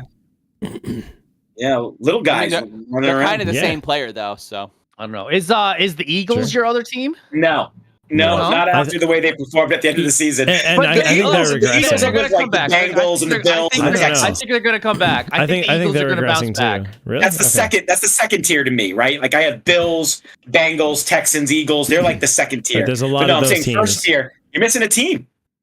Lions. Detroit Lions, baby. No, come on. No, fuck no. Are you crazy? Jared Goff is crazy? Is Jared Goff worth $53 million a year? Yeah. No, he's not. But you almost don't need him. Nowadays, yeah. I'm sorry. The Lions will not win with Jared Goff as their quarterback. I mean, they did for a whole season. Won't. Won't win. No, they won a lot of games, Mark. I'm sorry. Like, Yeah. won a lot. Okay. They won regular season games. How close they got to the Super Bowl? They came close because Dan Campbell decided. Yeah, I was going to say, you don't want to ask that question. I mean, if Dan Campbell didn't have a coaching, migraine, they would have been in the Super Bowl. If he didn't have such they would have got their balls, asses kicked against the Chiefs, though. Yeah. They would have made it, though. Yes, the Chiefs shouldn't have been there either. The Ravens shanked that game, too. That's true. If you watch championship games, I'm just saying. Yeah. Sorry, the Lions. I don't think the Lions are one of the top 4 teams. That's no respect. Detroit, I'm with you. They are. Mark Pesci, don't trust them, Detroit. No. You always trust a guy named after I can't trust Jared Goff. I can't trust Jared Goff. Could you imagine a world where that trade? I know. I'm on Ross St. Brown. I know. He's an awesome. Here's all I'm going to say. It's very simple with Jared Goff. It isn't rocket science. Look at his splits. When he gets protection, when he has a great O-line, P.S., he has an amazing O-line, he does extraordinarily well. If you pressure him, he doesn't. That's who he is. He's got like what, top 3 O-line in the league? That's pretty good. All I'm saying, cuz, is don't sleep on the Lions. They are legit. He's biting ankles right now. He's chewing someone's ankle. Dude, bite kneecaps. Could you imagine if they had still had Stafford, like if that trade didn't happen and Stafford finally got that team? Yeah. Then they'd be Super Bowl. Super Bowl. They would have been. Did you see M talking about how he used to prompt Stafford, and he's like a Jared Goff guy now, and Stafford was all like, "But Eminem used to be my boy." Oh. Yeah. You know what? Stafford can just laugh it off on the golf course. He's won a Super Bowl now. I mean, straight up though.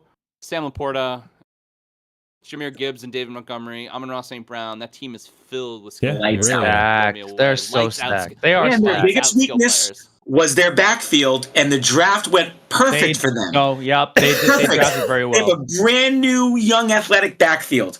Because that's why they lost. You could throw all day on them. Can't do that this year. Not going to happen. Yeah. As long as they, accelerate into the NFL level. Yes. Correctly. Yeah. Well, remember, they picked up a veteran too. So you're 100%. One of them, one out of two has to make it. You made some great points and great arguments for the Lions. I'm sorry, I just can't trust Jared Goff. Okay. I'll see you in December. You'll be buying me dinner and a beer anyway. Do you won't be. Another bet? Fine. Yeah, you want to put another bet on? I mean, how much real estate money do you want to lose to your cousin? I'm not putting a bet on that. Right. I didn't think so. I don't remember what the other bet was. What was the other bet? Oh, the Patriots week 1 starter. That's right. Yes. It's all right. All right, so that has been our topics. As a reminder, we broadcast these live on YouTube at Thursday night, 9:30 Eastern, 6:30 Pacific. If you can't catch us live, then feel free to watch us on our YouTube channel, www.youtube.com/@iftheseballspod. And don't forget to subscribe to us by tickling that little bell. I forgot to say that in the intro, didn't I? Yeah. We would like to thank our guests for joining us this week. Thank you, Matty. Thanks, Always a pleasure, boys. You can follow us or like us on our socials at @IfTheseBallsPod on X, Instagram, Facebook, Threads, and unfortunately TikTok. Our website is www.iftheseballscould.com. This is Mark Pesci, and for my partner John Companion and producer Pete Steffen, that's what we feel they would say if these balls could talk. Bye, everybody. Night, everybody.